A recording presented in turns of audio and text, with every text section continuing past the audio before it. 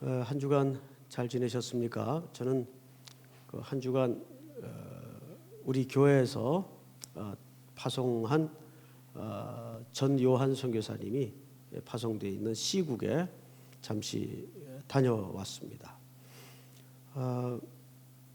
여기서 뉴스로 듣는 것보다 더 한국에 대해서 험한 감정을 갖고 있더라고요. 그 고고도 미사일 때문에 하여간 상점에 들어가서 뭘 좀 살려 그래도 일절 한국 사람들의 그 카드를 안 받아요. 다 막아놨습니다. 그래서 제 카드가 뭐 문제가 있나 해서 또 옆에 분 동행하신 분 카드를 줬더니 그것도 안 돼요. 그래서 할 수 없이 한국에 좀 부탁을 해서 송금을 해가지고 비용 처리를 또 하곤 했는데 제일 그 지역에서 큰 그 마트나 또는 그 상점들이 한국 가게인데 전부 철시를 했어요. 다 문을 닫았습니다. 뭐 심지어는 한국인들이 그 오픈해 있는 식당까지도 그 당국에서 출입을 금지시켜서 뭐 한인들이 아주 죽을라 그래요. 너무 힘들어가지고 이게 사실은 뭐 우리나라와의 갈등이 아니라 큰 강대국들끼리의 어떤 갈등인데 사실 우리나라는 그 가운데에서 새우등 마냥 터지는 격이죠. 참 자존심도 상하고 굉장히 속상했습니다. 또 한켠 우리 또 선교사님은 아주 어학 공부도 열심히 하고 또 앞으로 향후 그 나라의 선교의 정책에 대해서 굉장히 많은 고민도 좀 갖고 있고 조금씩 앞으로 어떻게 해야 될 것인가에 대한 밑그림도 이렇게 대화를 나누면서 함께 격려를 하고 또 여러분들에게 안부를 대신 전해달라는 부탁도 듣고 돌아왔습니다. 이렇게 이제 파송을 해놓고 그 지역에 한 3년차 접어들면 꼭 한 번은 방문을 해야 됩니다. 왜냐하면 우리가 이렇게 물질을 보내고 사람을 보내는 것만이 선교는 아니죠. 선교사님들이 제일 힘든 시기가 3년차 때입니다. 1년 동안은 그저 바보처럼 오용부용 시간이 훅 갑니다. 말도 안 통하죠. 그래서 이제 2년차 접어들면 이제 입이 떼지는 정도 수준도 아직 안 되고 이제 귀가 조금 열어지면서 겨우 이제 숨통을 트게 되죠. 그리고 이제 3년차 접어들면 선교사님들이 보편적으로 굉장히 갈등을 겪습니다. 여기서 멈추는 게 맞나? 이게 하나님의 부름이 확실한가 하는 그 소명의 문제 때문에 굉장히 그 갈등하는 선교사들이 많은데 그 즈음에서 우리 또 본교에서 이렇게 가서 격려를 하고 대화를 하면 본인도 힘이 되고 또 다시 한번 마음을 다잡는 그런 기회가 되기도 합니다. 아주 잘 계시는 모습을 보고 돌아왔습니다. 오늘 이제 우리가 살펴볼 말씀은 이삭이 태어납니다. 그런데 여기 1절에 보니까 반복되는 그 단어가 눈에 띄죠. 여호와께서 뭐 하신 대로요? 말씀하신 대로 사라를 돌보셨고 또 여호와께서 뭐 하신 대로? 말씀하신 대로. 그리고 2절에 보면 또 나옵니다. 사라가 임신하고 하나님의 뭐 하신 시기가 되죠? 말씀하신 시기가 돼요. 그리고 고린도전서에 가면 예수님의 고난과 부활마저도 무엇대로?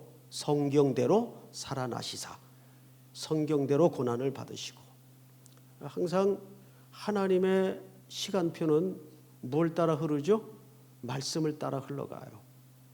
그래서 우리가 가장 중요한 붙잡아야 될 깃발은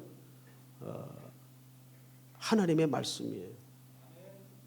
믿습니까? 그래서 여기 3번 강조를 하죠. 자, 그런데 여호와께서 말씀하신 대로 사라를 어떻게 하셨다고 되어 있죠? 돌보셨고라고 되어 있어요. 돌보셨다.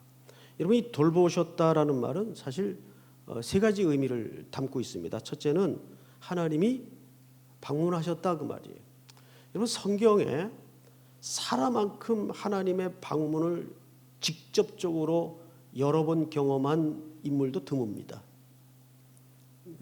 방문하셨다는 뜻입니다. 그리고 두 번째 의미는 카운트하셨다, 계산하셨다 그 뜻이에요.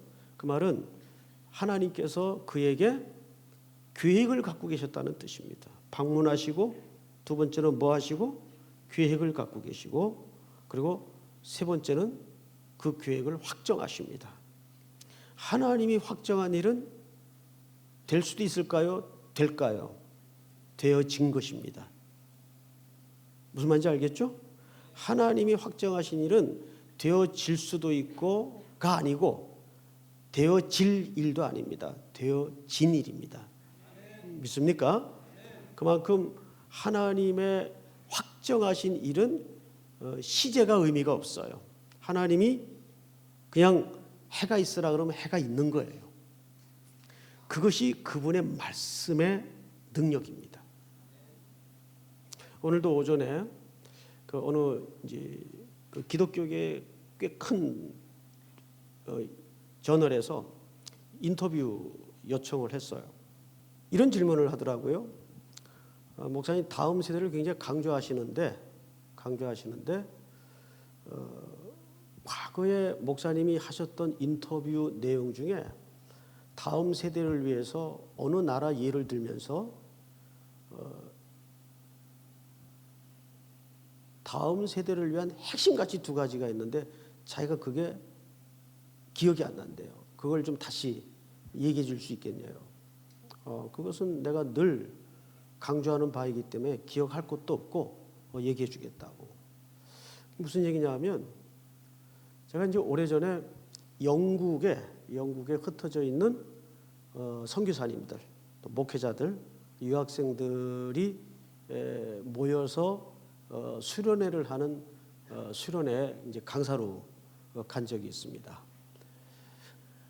그때 그 웨일즈에 있는 하노버 지역을 방문했던 적이 있어요.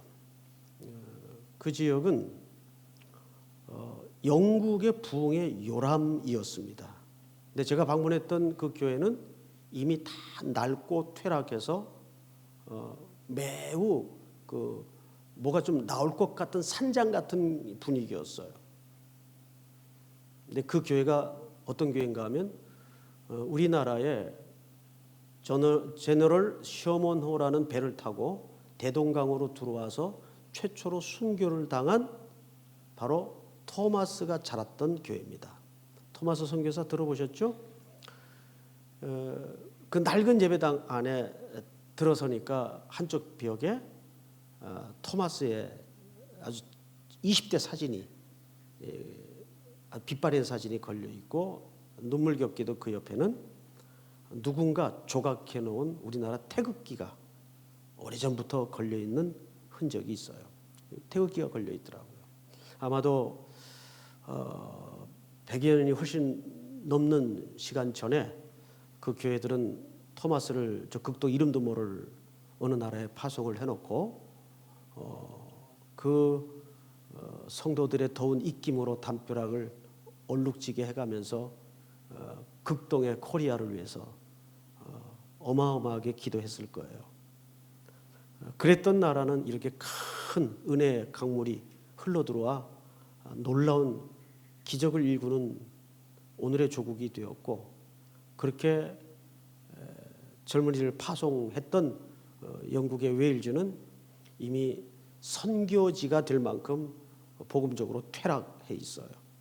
곳곳에 독리를 이렇게 차로 지나는데 교회 간판이 떼어지고 그 교회당 입구에 그 마을 이름이 붙은, 예를 들면 청파동 펍 이렇게 글자가 간판이 되어 있더라고요.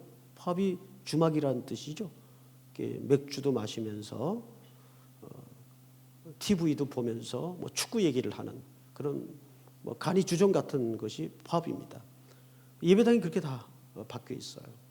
말로만 듣다가 눈으로 보니까 그 충격은 굉장한 충격이었어요. 이게 진짜구나. 그리고 이제 그 당시 이미 영국은 거의 선교사들의 입에 의하면 무슬림화 되어가는 상황이었습니다. 심각해요. 그래서 저녁에 이제 식사 전에 그 유럽 그 교회사를 공부하는 그분들 지금 다 들어와서 교수하고 있는데 후배들이 앉았길래 제가 물어봤죠. 당신들은 여기에서 장로교회사를 공부하고 또 유럽의 교회 부흥사를 역사적으로 공부하는 학자들인데 유럽과 영국이 어쩌다 이렇게 퇴락했다고 생각을 합니까? 라고 물었더니 두 친구가 짜지도 않았는데 똑같은 일치되는 답변을 해요. 선배님, 그건 역사 공부를 해보면 간단합니다. 답이. 첫 번째 원인이 영국이 이 하나님의 말씀의 권위를 내려놓는 순간부터 퇴락이 시작이 됐고, 정말입니다. 두 번째는 그 분위기와 현상에 따라서 나타났던 영국 교회 주일학교 통계를 보면 각 교단마다 그 말씀의 권위를 내려놓는 순간부터 교회 학교에 대한 투자가 급격히 줄어들기 시작했습니다. 여러분, 당연한 거 아니에요?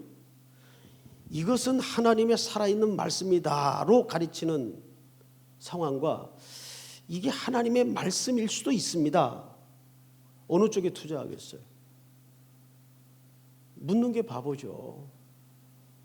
이것은 살아있는 하나님의 말씀이라고 확고한 신앙을 가지고 가르치는 쪽에 투자가 있는 건 당연하겠죠. 그런데 영국 교회가 이 말씀의 권위를 내려놓기 시작하면서부터 모든 교단마다 주일학교에 대한 투자가 줄어들기 시작합니다. 그러니까 결국 그들의 답은 이거예요.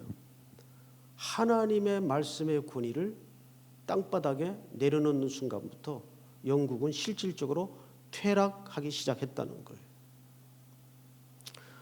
한국교회의 회복과 부흥을 위해서 전략도 짜고 심포지움도 하고 세미나도 열지만 거기에 방법이 있을 것 같지 않아요. 진짜 방법은 어디 있을까요? 다시 성서한국을 만드는 겁니다. 우리 삼일교회 청년들이 다시 하나님의 말씀에 대한 갈증을 가지고 이 말씀만이 시대를 살리고 사람을 살리고 역사를 바꾼다는 확신을 갖고 있어야 돼요. 이 말씀만이 교회를 새롭게 한다는 확신을 갖고 있어야 돼요. 무슨 담임 목사의 리더십이 교회를 새롭게 하고 사람의 강력한 파워가 시대를 바꾸는 게 아니에요. 그런 의미에서 우리나라 걱정하지 마세요. 염려하지 마세요. 여기 태국기도 앉아 계시고 촛불도 앉아 계시겠지만 걱정하지 마세요. 정말입니다. 아니, 대통령 한 사람의 자리가 중요하죠. 그런데 우리는 보이지 않는 하나님의 주권을 믿고 있잖아요. 그래서 제가 오늘은 특별히 우리 목사님들에게 전체 카톡창에다가 오늘 밤 같은 데는 다 광화문으로 다시 모인다는데 광화문에 가서 촛불을 드는 것도 유의미 있겠지만 우리는 이제는 방금 올려드렸던 찬양의 가사처럼 겸비하여 민족을 위해서, 교회를 위해서, 시대를 위해서 정말 이제는 무릎을 꿇어야 할 때다. 우리 다 공동의 책임 아닙니까? 무릎을 꿇어야 될 때. 다시는 이 땅에 정치 지도자들이 정신 나간 짓 하지 않도록 우리가 기도해야 돼요. 하나님의 말씀대로 이삭이 태어납니다. 자, 그런데 성경을 좀 보십시다. 2절을 보시면 사라가 임신하고 하나님이 말씀하신 뭐가 돼요? 자, 여러분 시기가 되어 그랬어요. 이 시기라는 말은 성경에 굉장히 중요한 얘기입니다. 갈라디아서에 보면 예수님이 언제 오세요? 언제 오세요?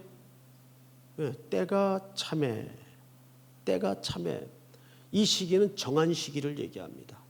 그 어떤 아무나 썸데이가 아니에요. 이거는 하나님이 계획한, 하나님이 정한 시간에 우리는 모든 인생의 초점과 역사의 스케줄을 하나님의 시간에 맞추는 거예요. 내가 급한 게 아니에요. 내가 급한 게 중요한 것도 아니에요. 하나님, 이 땅의 모든 역사가 하나님의 타임 스케줄을 따라 흘러가는 줄을 믿습니다. 북한의 문제도, 이 땅의 문제도, 이 시대의 문제도, 중국이 영원히 우리나라를 저렇게 대우할 것 같지만 모르는 거예요. 정말 모르는 거예요. 하나님이 이 땅끝에 붙은 그것도 허리가 동강이란 이 조그마한 민족을 마지막 시대에 하나님의 나라를 위해서, 모든 이 역사에 중요되는 하나님의 나라거든요. 어떻게 사용하실지 정말 모르는 거예요. 그래서 우리는 세상적인 스펙도 성실하게 준비해야 될 상식적 책임이 있지만 더 중요한 것은 영적인 스펙을 준비해야 돼요. 하나님이 언제든지 부르실 때 어느 곳으로도 내가 순종할 수 있도록 심령의 스펙을, 영적인 스펙을 준비해야 됩니다. 하나님은 각 인생마다, 시대마다, 교회마다 하나님의 정한 시기가 있어요. 여기서 말하는 시기는 그냥 어떤 시기를 얘기하는 게 아니라 하나님의 정한 시간이에요. 그 정한 시간이 갈라디아서에서 사도 바울이 멋진 표현을 쓰죠. 때가 참에 아들이 이 땅에 오십니다. 그리고 그 아들은 자기의 죽음의 제단에 목숨을 드림으로 십자가의 구원의 깃발을 드시죠. 그리고 인류의 소망의 길을 내어주십니다. 여기가 길이다. 내가 길이다. 흔들리는 세상을 향해서 여기가 길이다. 여기가 길이다. 그래서 우리 그리스도인들은 그 임무 자체가 뭐 하는 사람들인가 하면 길 내는 사람들이에요. 너는 진리의 말씀을 옳게 분변하며, 그 분변하다는 말이 길을 똑바로 자른다, 그 말, 낸다. 그게 로마 공병대에 사용하던 단어 아니에요? 길을 똑바로 낸다. 길 없는 세상 아닙니까? 길이 없어요, 세상에. 그래서 수많은 사람들이 여기가 가면 길이 있을까, 저기가 가면 길이 있을까, 길을 찾아 헤매입니다. 여러분, 감쪽 같다는 말이 무슨 말인지 아시죠? 무슨 말이에요? 감쪽 같다는 말은 감을 쪼개죠. 홍시를 쪼개요. 그러면 쪼갠 것을 다시 붙입니다. 그러면 이게 한낮을 그대로 두면 감쪽같이 하나가 돼요. 근데 거기에 필수적인 게 시간이 흘러야 돼요. 저는 이걸 몰랐는데 나는 자연인이라는 프로가 있어요. 그 궁상 맞은 사나이들이 주로 나오는 프로인데 거기에 산사나이 한 분이 홍시를 수확을 합니다. 그런데 그게 다큐 형식이죠. 저는 이제 다큐를 참 좋아하는데 다큐는 과장이 없어서 좋아요. 그리고 각색 이렇게 뭐 꾸미는 게 없어서 좋아요. 그분이 그걸 가르쳐 주더라고요. 이게 감쪽 같다는 말의 뜻이라고. 이게 진짠지는 모르겠는데 들어보니까 그럴듯해요. 이게 홍시를 잘라가지고 붙여놓으면 처음엔 안 붙는데 한나절만 지나면 이게 감쪽같이 붙는데요. 진짜 하나가 되어버린대요. 근데 거기엔 반드시 이런 얘기를 해요. 시간이 흘러야 됩니다. 지금 굉장히 나라가 완전히 절반으로 분열이 돼 있죠. 근데 시간이 좀 흘러야 될 것 같아요. 정말 건강한 상식을 존중하고 상식을 가진 지도자가 나와서 뽑혀서 백성들의 그 흐트러졌던 마음을 좀 아우러 회복을 해야 될 것 같아요. 그러기 위해서 우리가 어느 때보다도 정치적인 의식과 역사적 인식을 가지고 기도해야 할 때입니다. 5월 달까지 또 기도하고 또 6월 달 되면 또 특세하고 이렇게 가다 보면 또 1년 후 가게 됩니다. 너무 좋아요. 너무 좋아요. 자, 그런데 이 아이가 태어났는데 이 아이 이름을 뭐라고 짓죠? 이 아이 이름이 이삭입니다. 이삭. 이삭이라는 말은 무슨 뜻일까요? 웃게 하시다 그 뜻이에요. 웃게 하시다. 이츠하크. 이삭이라는 말이에요. 하나님 웃게 하셨어요. 근데 성경을 잘 보시면 이런 표현이 하나 있습니다. 5절부터 제가 좀 읽겠습니다. 아브라함이 그의 아들 이삭이 그에게 태어날 때 몇 세죠? 100세. 어느 그 110 몇 살이에요. 자매님이신데 일본 분들이죠. 일본 분들이 아니고 그분이 한국 분이에요. 근데 100세가 넘었어요. 어마어마한 나이죠. 한 세기를 살았으니까. 근데 진짜 쌍둥이처럼 똑같이 생겼어요, 두 분이. 그래서 이제 거동이 불편하니까 이제 젊은 자녀들 후손들의 안내에 의해서 이제 동생의 언니 집을 이제 방문하는 겁니다. 두 분 다 100세가 넘었어요. 두 분이 보자마자 첫 마디가 뭔지 아세요? 전 너무 웃겼어요. 왜 안 죽어? 그래. 그러니까 그 언니가 안 죽는 걸 어떻게? 참 유머도 많으시고 할머니들이 아주 건강하세요. 한 120세는 사실 것 같아요. 첫 마디가 왜 안 죽어? 그래요. 한참 웃었네요. 100세. 히브리서에서는 이 아브라함의 상태를 뭐라고 표현했죠? 죽은 몸 같은 데서. 그 말은 늙어서 났다는 말이 아닙니다. 실질적으로는 아브라함은 생식 조건을 가지고 이 아들을 낳았다는 말이 아니에요. 아브라함은 지금 뭘 받은 상태죠? 할례를 받은 상태예요. 할례라는 것은 아시는 대로 육체적으로 넌 죽었다 그 뜻 아니에요. 그러면 이삭은 도대체 어떻게 생긴 존재입니까? 하나님이 약속을 따라 언약을 따라 주신 선물이에요. 그게 이삭이 갖는 상징입니다. 그래서 이삭은 아브라함의 아들이라고 말하기보다는 약속의 자녀라고 말하는 겁니다. 그런데 이 이츠하크라는 말이 웃게 하셨다 그 뜻이에요. 그런데 6절을 보세요. 사라가 이르되 하나님이 나를 웃게 하시니 그 다음에 듣는 자가 다 나와 함께 웃으리로다. 함께 웃는 자가 누굽니까? 함께 웃는 자가 누구예요? 성경에 있잖아요. 듣는 자. 함께 웃는 자가 누구예요? 듣는 자. 이 사람들이 뭘 들어요? 죽은 몸 같은 아브라함에게서 이삭이 난 소식이에요. 이걸 우리는 뭐라 그러죠? 그 이삭을 통해 누가 나시도록 약속되어 있습니까? 메시아, 그리스도. 그러니까 이 말은 시제를 역사의 시간을 다 제거해내고 그대로 팩트로 다시 재해석해서 전달을 하자면 이런 뜻입니다. 예수 그리스도의 복음을 듣는 자는 다 어떻게 된다는 얘기예요? 웃게 된다는 얘기예요. 하나님이 그 인생을 웃게 하신다는 얘기예요.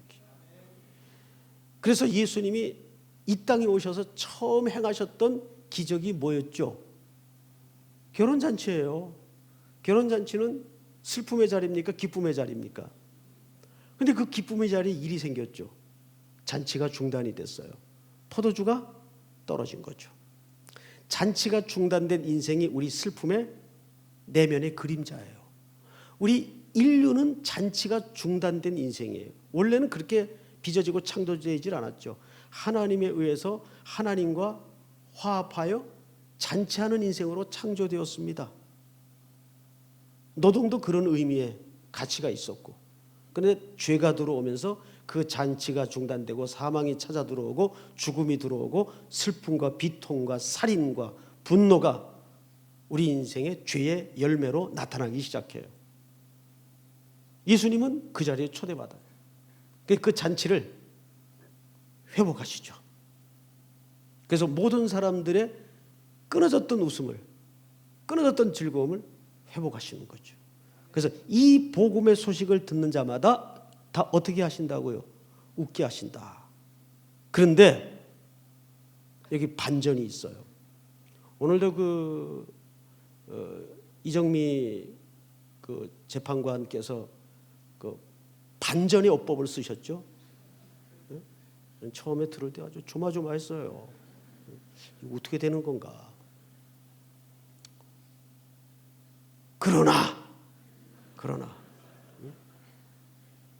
그런데 오늘 성경에 그 웃음을 희롱하는 자가 있습니다. 그 웃음을 희롱하는 자가 있어요. 자, 어디에 있나 한번 찾아볼까요? 9절.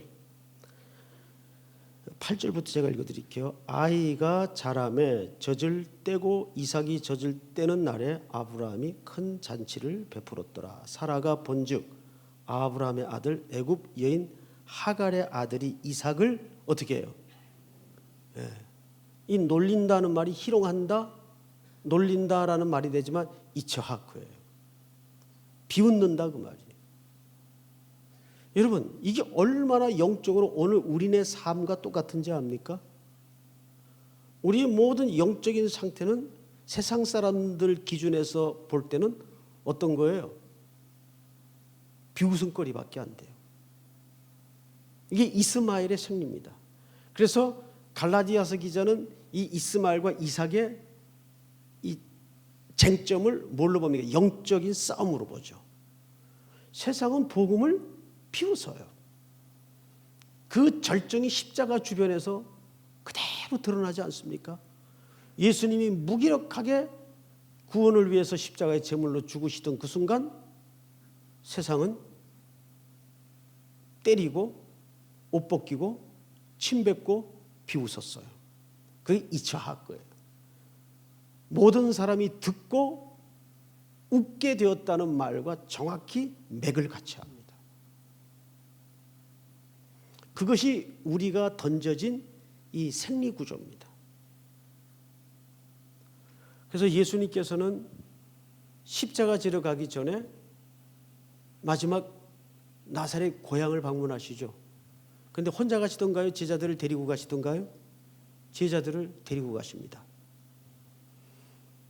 제자들을 데리고 폼 잡고 들어가셔서 망신을 당하시죠. 그거 모르고 가셨을까요? 알고 가셨을까요? 알고 갑니다. 왜? 알았으면 제자들 떼놓고 혼자 좀 창피를 당해도 좋았을 텐데 의도적이었죠. 누구에게 향한? 제자들을 향한 이런 메시지를 그 행보 속에는 담고 있었던 거죠. 너희들이 맞닥뜨려야 될 세상은 이렇게 만만치 않다. 너희들을 조롱하고 희롱하고 배척할 것이다. 그래서 예수님이 그 제자들이 동행한 그 고향 방문기는 망가지고 맙니다. 창피를 당하고 쫓겨나죠. 그걸 제자들이 다 봐요. 이게 뭘까? 그러면서 예수님은 그 다음에 제자들을 세상으로 보냅니다. 너희들이 가야 되는 세상은 내가 고향에서 배척을 받았던 것처럼 이렇게 조롱당하고 배척당하는 세상이다. 너희들을 배척하는 세상이다. 미리 실험적으로 그림을 보여주는 거예요. 제자들에게. 얼마나 기가 막히고 아픈 장면이겠습니까? 사랑하는 성도 여러분, 이제 말씀을 마치겠습니다. 하버드 대학은 뭐 잘 아시죠? 아주 좋은 대학이죠. 거기 어느 교수님이 새 클래스를 실험을 합니다. 저희 이제 리더 모임 시간에 이 멘트는 했던 멘트인데 들었다고 다 아는 척도 하지 마시고 처음 듣는 것처럼 옆에 분들을 위해서 A반은 아주 로마 고딕체로 가르치고 교재도 로마 고딕체로 된 교재를 가지고 다 수업을 합니다. 시험도 그렇게 보고. 그다음에 B반은 볼드체, 도드라진 글씨체죠. 그래서 아주 그러니까 뭐 잘 보이죠. 그리고 이제 그렇게 교재를 만들어서 주고 시험까지 그렇게 칩니다. 그리고 이제 C반은 그 어떤 필체인가 하면 설사체. 도대체 무슨 글자인지 못 알아볼 만큼 개발세발로 쓴 글씨체가 있어요. 이제 제 글씨체가 이제 설사체인데 그런 글씨체로 가르치고 교재도 그렇게 만들어서 학생들을 한 학기 동안 이제 시험까지 다 치루었어요.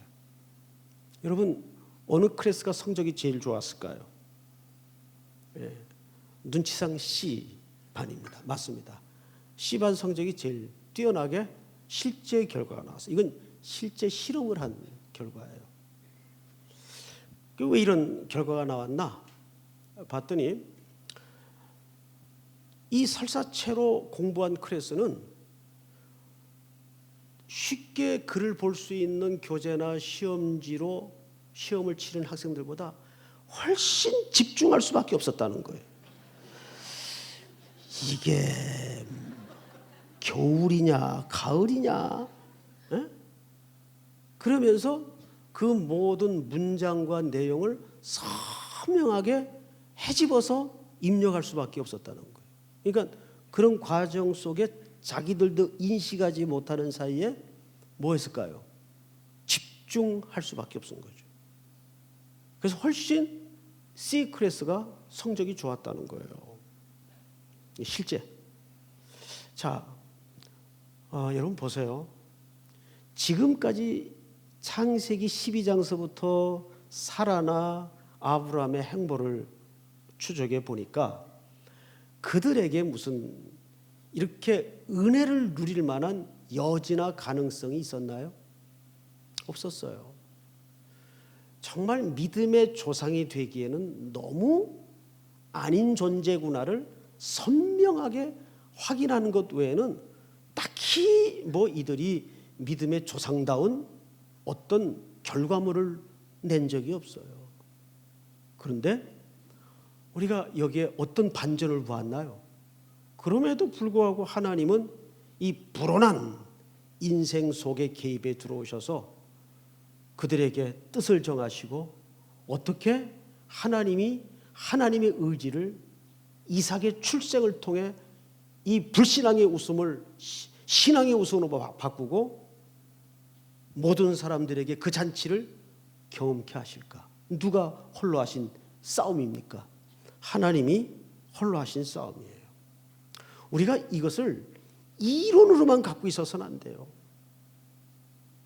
다 뭐 말은 하나님이 하셨습니다. 다 그래요. 그러면서 속은 내가 여기까지 오느라고 얼마나 쇠가 빠진지 아십니까? 속으로. 하나님은 아실 거야. 아니에요. 세포까지도 고백을 바꿔야 돼. 우리의 모든 DNA까지도 정말 나를 보니까 이건 정말 은혜가 확실하다. 이 고백이 선명해야 됩니다. 성경의 역사는 전부 이 패턴을 벗어난 적이 없어요. 이것은 어떤 무슨 인격 개발이나 인간 개조에 관한 책이 아니에요. 성경은 두 가지를 얘기합니다. 하나님은 어떤 분인가? 그리고 그분은 우리를 어떻게 사랑하셨는가? 이 두 가지 외에는 없어요. 성경은 전부 그 얘기예요. 그래서 성경을 일러라면 기승전 예수밖에는 답이 없어요. 그 결론 외에는 찾을 게 없고 기승전 예수님이에요. 창세기 1장부터 계시록까지 그 보혈의 공로가 뚝뚝뚝 묻어 떨어지는 거죠.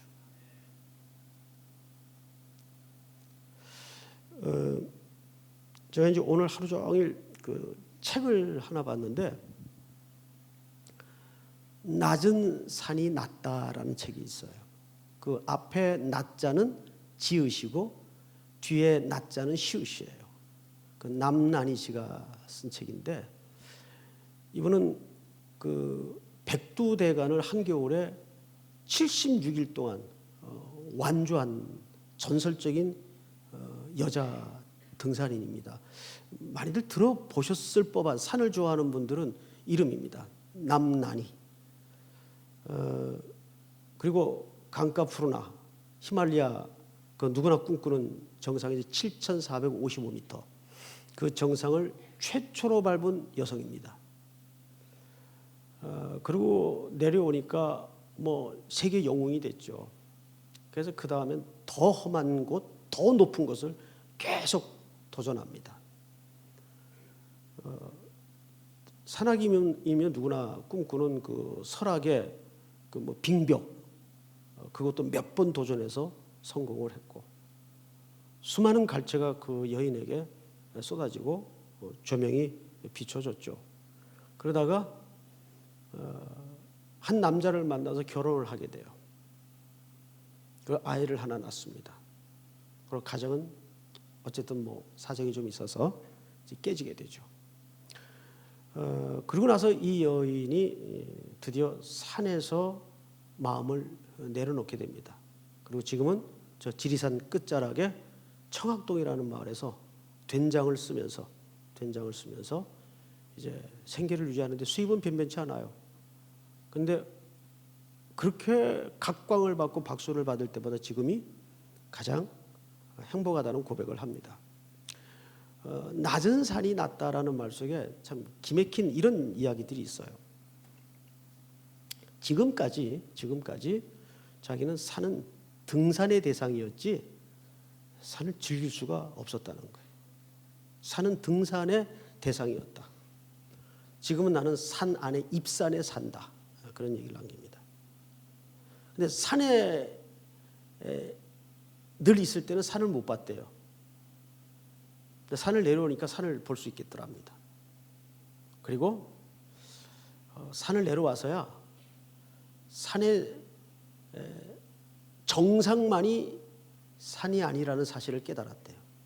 산의 정상은 그냥 산의 일부일 뿐이다. 산 정상만 밟느라고 그 산을 등정하면서 풀잎사기에 맺힌 신비로운 나무의 변화, 풀벌레의 그 기묘함, 기와요초, 이런 거를 전혀 못 봤다는 거예요. 눈에 들어오지도 않고 오로지 정상. 그때부터 이분이 높은 산을 오르지 않습니다. 그래서 낮은 산이 낫다라는 책을 써요. 낮은 산이 낫다. 그러면서 이분이 하는 얘기가 이런 얘기를 합니다.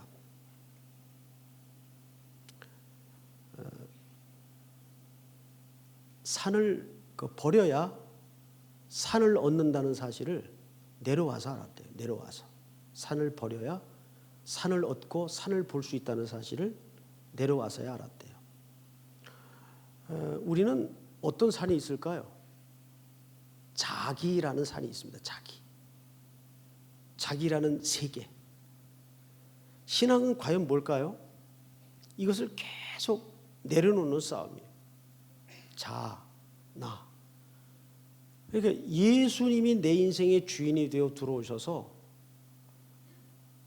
환경의 지배를 받지 말고 그분 안에서 누리는 삶을 내가 들어가기까지 엄청난 깨어짐이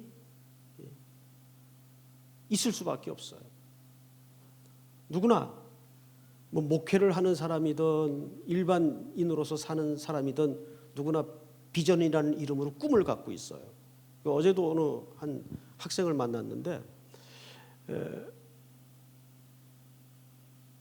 선교의 비전을 어떻게 가지면 될까요? 그렇더라고요. 앞으로 선교를 떠날 친구인데. 그래서 제가 이제 좀 조크를 섞어가면서 아니, 선교 떠나는 친구가 선교의 꿈도 없냐고. 그리고 그 꿈을 나한테 물으면 내가 갈 것도 아닌데 어떻게 하면 좋겠냐고. 그러면서 이제 말 끝에 이런 얘기를 했습니다. 우선 선교의 꿈을 찾기 전에 네 꿈을 내려놔라. 그리고 준비하는 기간 동안에 하나님의 꿈이 당신의 꿈이 되기를 원한다. 하나님의 꿈이 당신의 꿈이 되기를 원한다. 결국 아브라함도 우리가 이제 다음 장쯤 가면은 이삭을 드리는 참 기가 막힌 장면을 우리가 만나게 됩니다. 그 의미가 뭘까? 이것도 우리가 한번 고민해 봐야 될 주제인데, 이삭이 처음부터 믿음의 조상이 아니었어요. 그리고 믿음의 조상이라는 것은 믿음이 좋아서 믿음이 조상이 아니고, 믿음이 얼마나 하나님의 열심인가를 아브라함보다 더 설명할 수 있는 샘플은 없어요. 얼마나 믿음을 갖기에는 불가능한 존재인데 하나님의 우격다짐과 일방적임과 하나님의 열심으로 그가 은혜의 모델이 되었는가. 그걸 성경적인 표현으로는 믿음의 조상이라고 얘기를 하죠. 그래서 믿음의 조상이에요. 믿음이 좋아서 믿음의 조상이 아닙니다. 저는 그런 의미에서 여러분들이 아브라함이 받았던 믿음의 조상의 복을 받기를 원합니다. 여러분 가정에 믿음의 조상이 됐어요. 뭘 잘하려고 하기 이전에 정말 하나님을 신뢰하는, 하나님께 완전히 내어놓고 맡기는 그 싸움을 거세요. 그게 믿음의 조상이에요. 그럴 때 요셉이 한 시대가 못 막았던 것처럼 온 역사가 요셉을 향해 덤벼들어도 요셉 하나를 이기지 못했어요. 기도는 그 내 꿈을 계속 내려놓고 하나님 앞에 계속 그 싸움으로 들어가는 고백입니다. 주님, 오늘도 빈손 들고 왔습니다.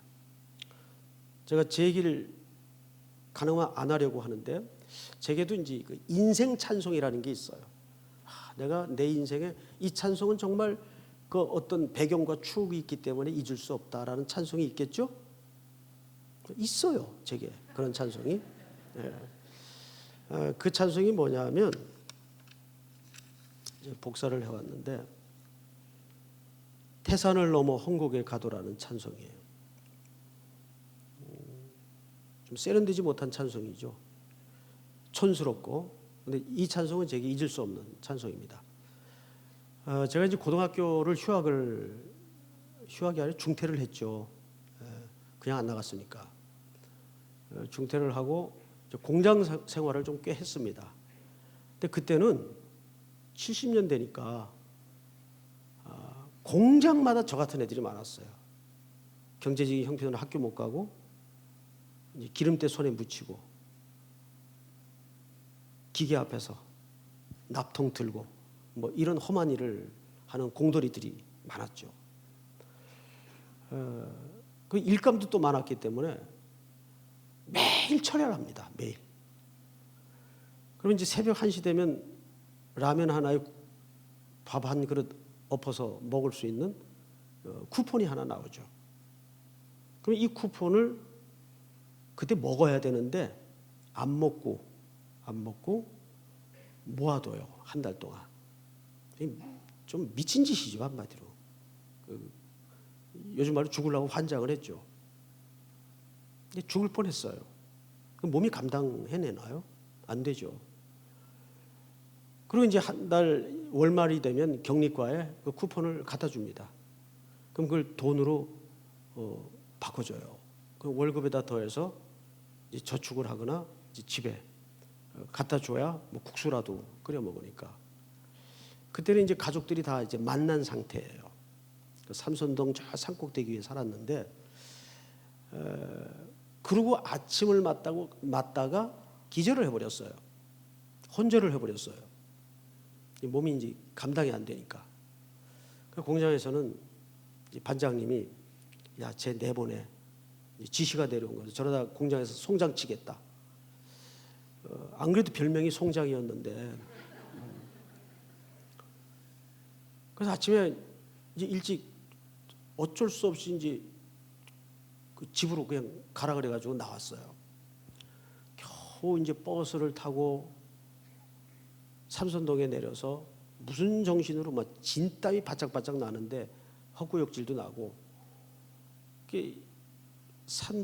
그 비탈길 담벼락을 벌벌 이렇게 붙들면서 집에까지 올라가려고 올라갔다가 털썩 주저앉았는데 예배당 어느 그 비탈길에 있는 삼선교회라는 그 교회 문 앞에 계단 앞에 주저앉았어요.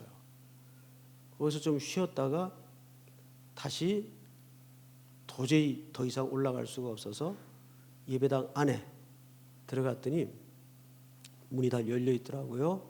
조그마한 예배당인데 그래서 맨 의자 뒤에 이렇게 누웠어요. 그러면 이렇게 스폰지 방석도 깔려 있고 그건 눕기 좋아요. 교회에서 이렇게 자는 사람들 뭐라 그러지 마세요. 오죽하면 쓰면 거기 와서 할 거예요. 그리고 한참 식은땀을 흘리면서 자고 있는데 사람들이 막 들어오는 소리가 들리더니 그날이 수요 저녁 예배 시간이에요. 그래서 이제 정신을 차리고 일어나 앉았죠. 앉았더니 이 앞에 무슨 시간이었는가 하면 그 플랜카드를 보니까 중고등부 헌신 예배 시간이에요. 그 수요 예배가 뭐 수요일 날 또 중고등부 헌신 예배를 드리더라고요. 그때는 다 교복들을 입었지 않습니까? 회색 바지에 흰 교복에 이렇게 또 검은 치마에 또 흰 윗도리에 갈래머리 따고 쭉 학생들이 서서 찬송을 하는 거예요. 찬송을. 특성이죠. 그때 말하면. 그때 이 찬송을 불렀어요. 태산을 넘어 홍곡에 가도 빛 가운데로 걸어가면 주께서 항상 지키시기로 약속한 말씀 변치 않네. 하늘의 영광 하늘의 영광 나의 마음속에 차고도 넘쳐 할렐루야를 힘차게 불러 영원히 주를 찬양하리. 이 찬송을 부르는데 뭐 슬픈 거는 없고 부럽더라고요. 제 입장에서는 야 나도 언제 저렇게 복학을 할 수 있을까. 그래서 그 뒤에 앉아가지고 그 찬양을 들으면서 기도도 할 줄 몰랐는데 기도가 나오더라고요. 하나님 저도 복학을 시켜주시면 평생 교회 잘 다닐게요. 지금까지 잘 다니고 있는데 그런 아주 그 순진한 기도를 정말 했어요. 저를 복학을 시켜주시면 교회 떠나지 않고 교회 열심히 다니겠습니다. 그런데 그때 이 은혜 받았던 찬송 태산을 넘어 홍곡에 가도 빛 가운데로 걸어가면 또 2절에 보니까 캄캄한 밤에 다닐지라도 주께서 나의 길 되시고 오늘 누가 캄캄한 밤을 만났습니까? 주께서 여러분들의 길이 되십니다. 믿습니까? 3절 가사에 보면 이런 말씀이 있어요. 광명한 그 빛 마음에 받아 찬란한 천국 바라보고 우리 마음에 뭘 받아야 돼요? 광명한 빛을 받아야 돼요. 그래서 어둠을 몰아내고 불안한 생각들을 떨쳐내고 그 빛이 임해야 됩니다. 오늘 이 밤에 찬송하다가 기도하다가 이제 우리가 1시간가량 남았는데 우리가 기도하기로 작정한 시간이 12시까지예요. 그런데 여기서 안수기도 받고 시작하면은 절반은 일어나셔가지고 이제 나가시더라고요. 물론 이제 다 사정이 있는 걸 알아요. 근데 정말 특별한 예수님 재림하는 일 외에는 다들 앉으셔가지고 재림하면 그때는 다 일어납시다. 기도하지 말고 바로 맞으러 나가는 거지 뭐 기도하고 있어요. 근데 예수님 재림하는 일 외에는 다 우리가 앉아서 정말 캄캄한 밤중을 만난 인생들이 주님의 약속을 붙들고 간절히 부르짖는 귀한 밤 될 수 있기를 축복합니다. 우리 태산을 넘어 한번 같이 부르십시다. 445장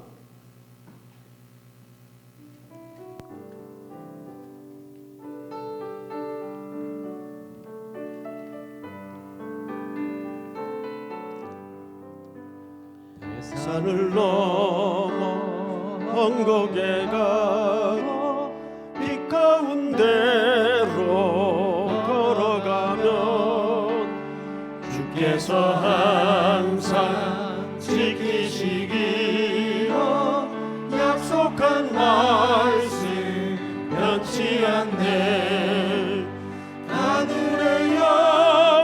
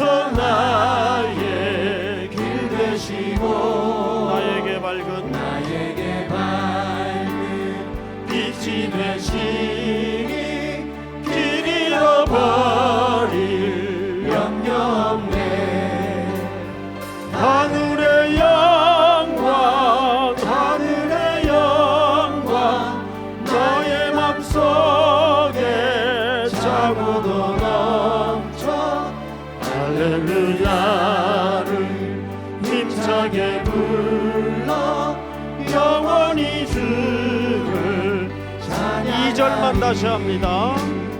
캄캄한 밤에 다닐지라도 주께서 나의 길 되시고 나에게 밝은 빛이 되시니 길 잃어버릴 염려 없네. 하늘의 영광 하늘의 영광 나의 맘속에 차고도 넘쳐 할렐루야를 힘차게 불러 영원히 주를 광명한 그 빛 마음에 받아 광명한 그 빛 마음에 받아 찬란한 천국 바라보고 할렐루야를 힘차게 불러 날마다 빛에 걸어가리.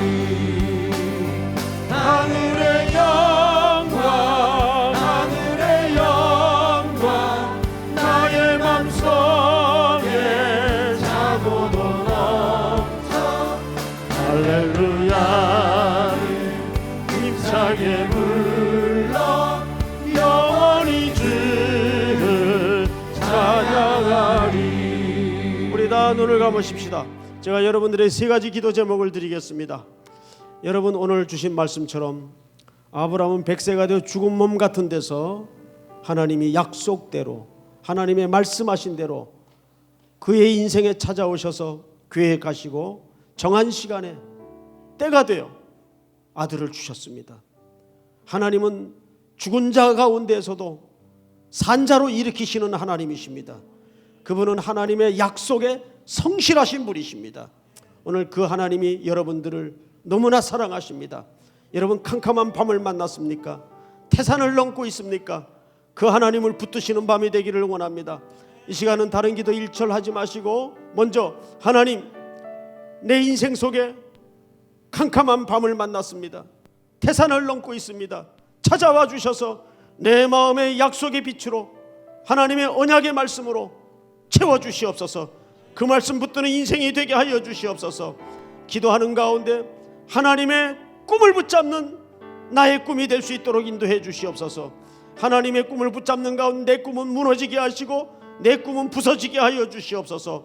다시 한번 또 간절한 현실적인 기도의 제목을 붙들고 우리 이 시간 나같이 한번 주여 부른 다음에 통성으로 기도합니다. 주여! 하나님 은혜를 진심으로 감사합니다. 오늘도 우리 인생 속에 찾아오셔서 하나님이 친히 말씀해 주시고 오늘도 주님의 신실